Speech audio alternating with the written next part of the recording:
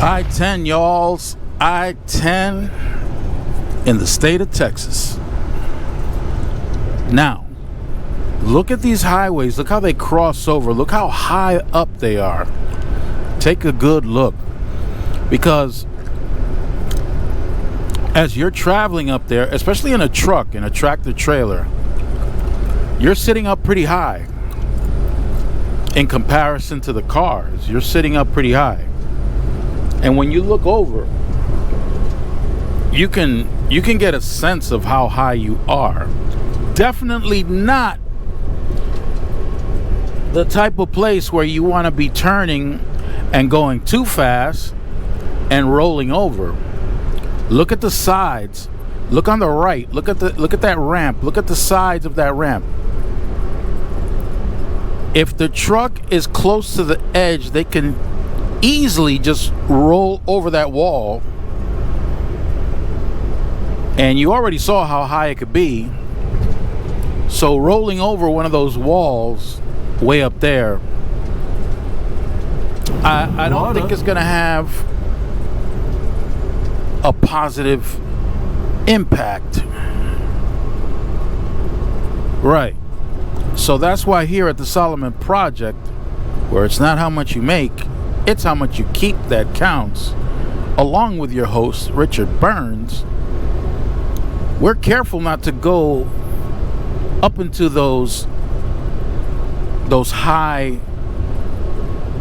ramps at a high rate of speed, especially when you're loaded. Now, the load I have is low to the trailer floor, which means I have a low center of gravity, as opposed to having a heavy, tall load inside the trailer,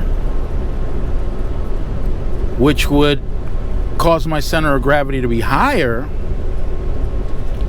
And with a higher center of gravity, the probability of rolling over on a turn, on an exit, or ramps like the ones you just saw is much higher. And like we mentioned before, if you're fatigued, there's a good chance that you can make the mistake of not gauging your speed correctly and tipping over at the height of one of those ramps. Not good. No, I don't think so. I was about to say that those ramps were in Houston, Texas, but I'm looking straight ahead and I see some tall buildings. That doesn't mean that I'm not in Houston right now, but I might be looking at downtown Houston up ahead. Not sure. I wanted to share this visual experience with all you guys. The visual impact of what Houston, Texas looks like.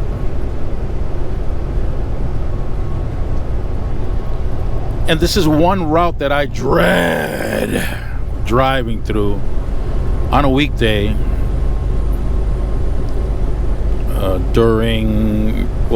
starting from the rush hour maybe till about 8 or 9 p.m. I dread this I-10 near Houston and San Antonio. I think San Antonio is worse because they have construction going on. At least here, all lanes are open. But as you can see, there's still a good amount of traffic. Not to the point where I have to reduce my speed. I can easily travel at the posted speed limit, at the posted right.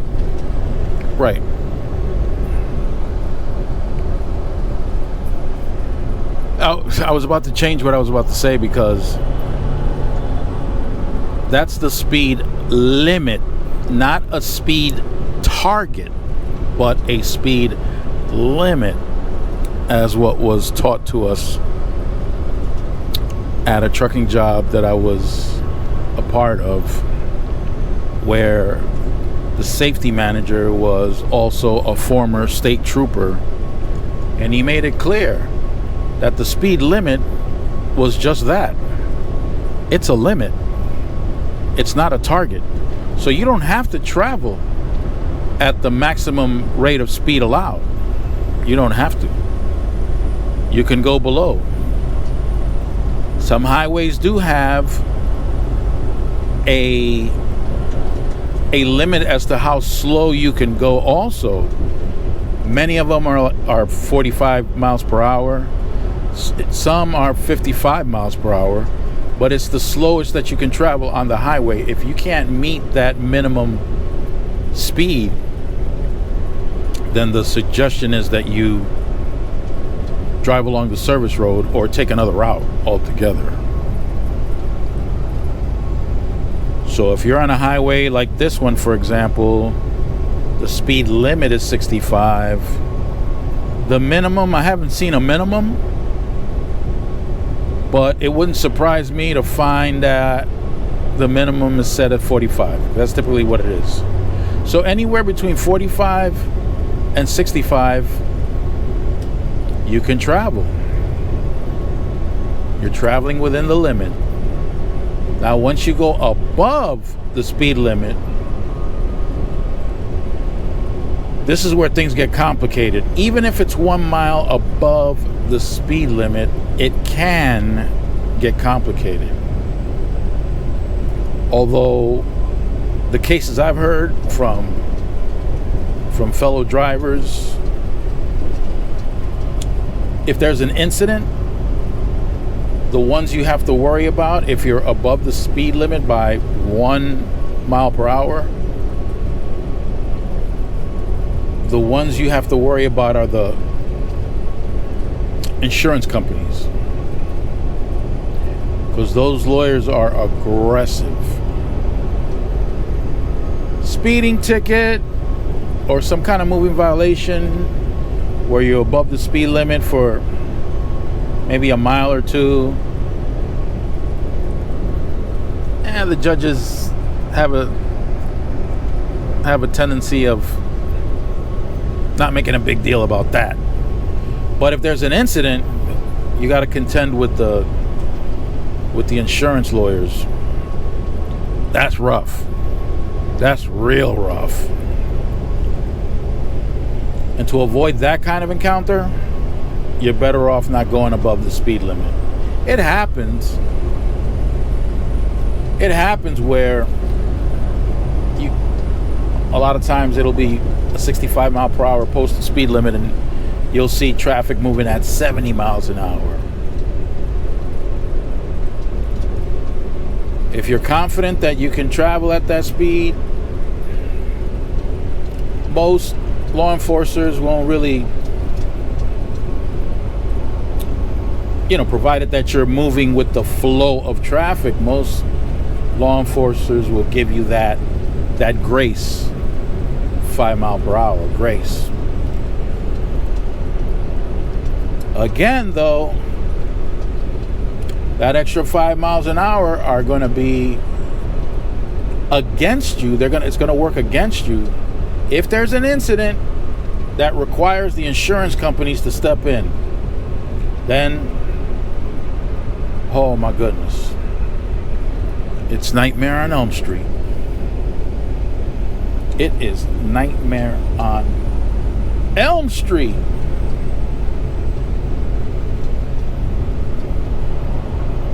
Oh yeah, I haven't confirmed whether or not this is Houston or not, but I'm hoping it is. I'm hoping I'm recording at the best possible time.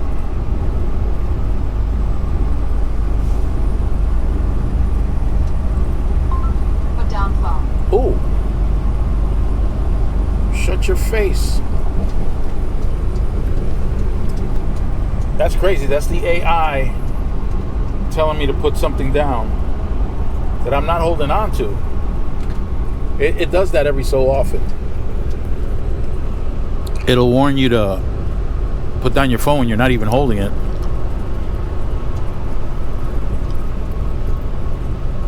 Yeah, this is Houston.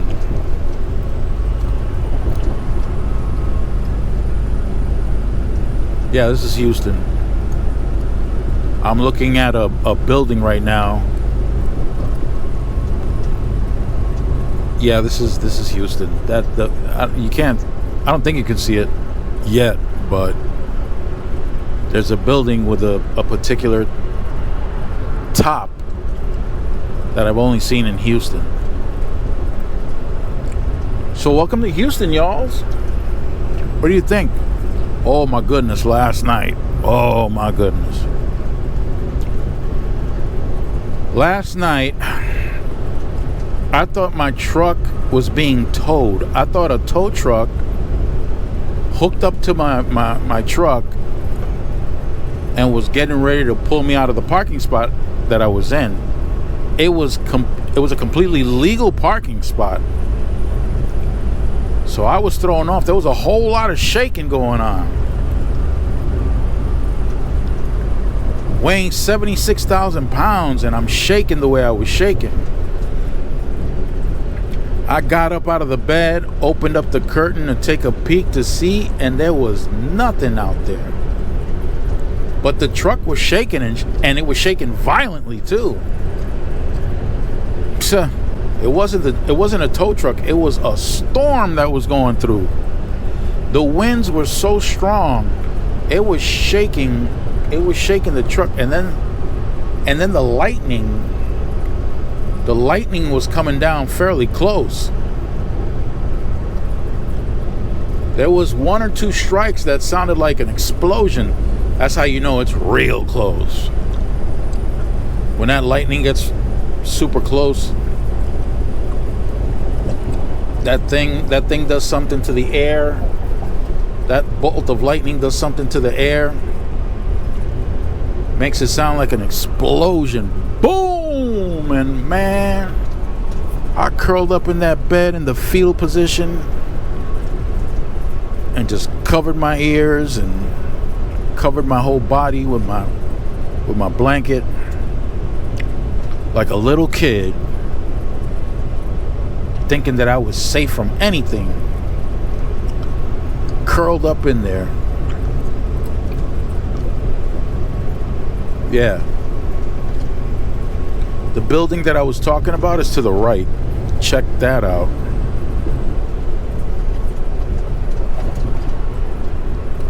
And look at these ramps, these highway ramps, as high as they are. There, you see the building on the right? I hope so. You see the top of it? Yeah, that's my clue that I'm in Houston. That building right there. The Lone Star State. Used to belong to Mexico.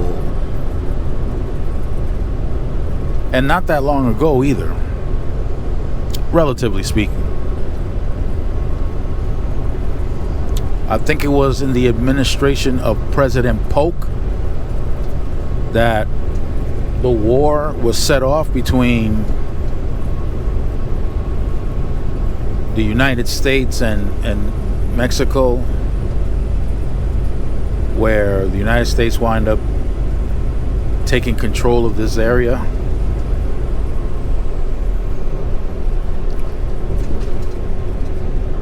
Yup.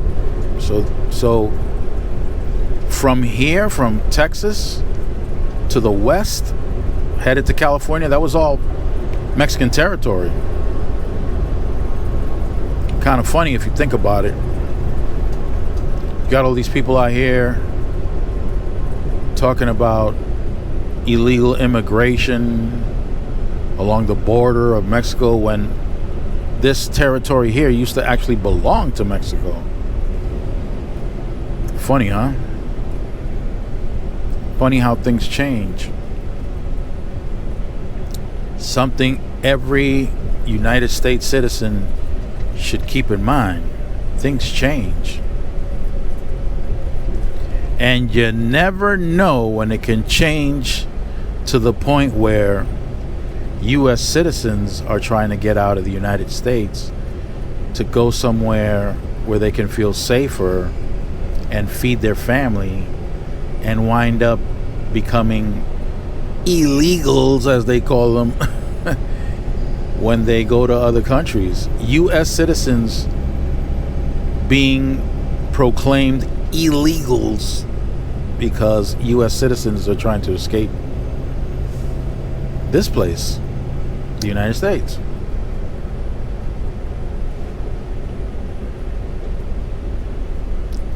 I don't think it's something that the average American citizen thinks about,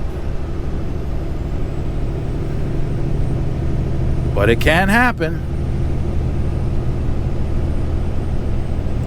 Empires fall, and this empire will be no exception to that. The time will come when this empire will also fall.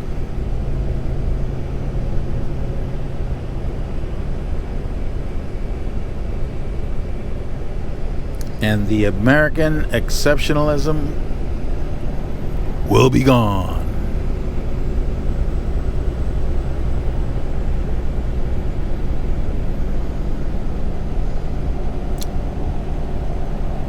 I'm just praying it doesn't happen in my lifetime, or in the lifetime of my children and grandchildren.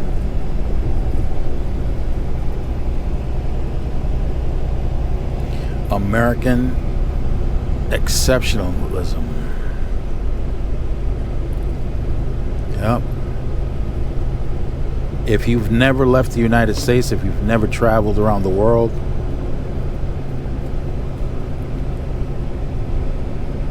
you will, if you decide to, if you decide to travel outside of the United States, you will encounter people in other parts of the world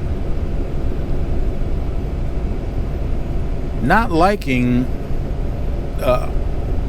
the attitudes of U.S. citizens because of that exceptionalism, because of that, I guess, arrogance. Yeah.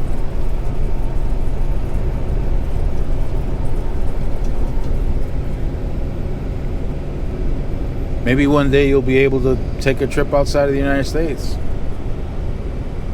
Go to Ghana, Nigeria, South Africa, India, Japan, Korea,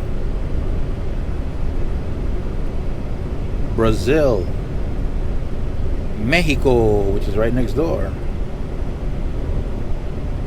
Canada,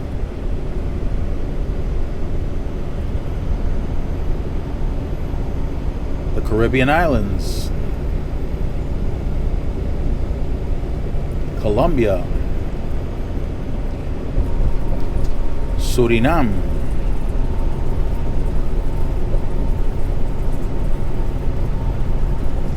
head over to El Salvador, head down to Chile, head over to Ecuador, Peru, go to the Andes Mountains, go check out the pyramids in Central and South America.